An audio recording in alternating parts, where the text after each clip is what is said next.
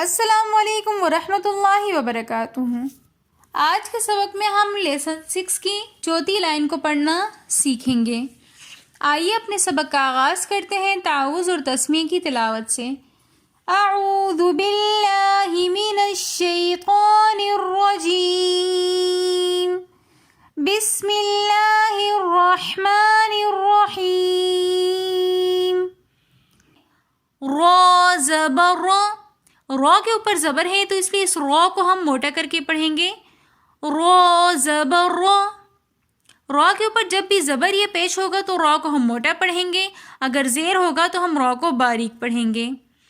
فا زبر فا، فا کی ادائیگی کا صحیح طریقہ یہ ہے کہ جو ہمارے سامنے کے دو دانت ہیں، جس طرح وہ جو ریبٹ کے سامنے کے دو دانت ہوتے ہیں نا جو باہر کی طرف نکلے ہوئے ہوتے ہیں، آپ کو سمجھانے کے لیے مثال دے رہی ہوں، اسی طرح سیم جو ہمارے فرنٹ کے دو دانت ہوتے ہیں اس کا جو کونا ہوتا ہے وہ ہمارے ہونٹوں کا جو تری والا حصہ ہے اس سے ٹکرائیں گے تو ہمارے فا کا مخرج بالکل صحیح طریقے سے ادا ہوگا۔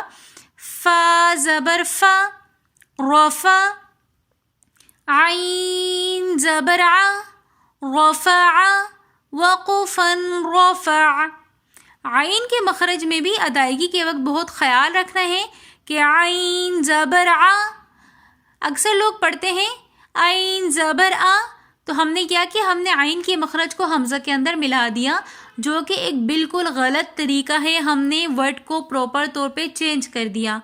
عربی کے اندر مخرج کی غلطی ورڈ کو بدل دیتی ہے، اور ورڈ کی چینجنگ یعنی کہ میننگز کو چینج کرنا، اور اگر قرآن کے اندر ہم یہ غلطی کرتے ہیں تو ہم نعوذ باللہ اللہ پاک کے بیان کیے ہوئے کلام کے اندر تحریف کر لیتے ہیں انجانے طور پر، جو کہ حرام ہے اور گناہ کبیرہ ہیں۔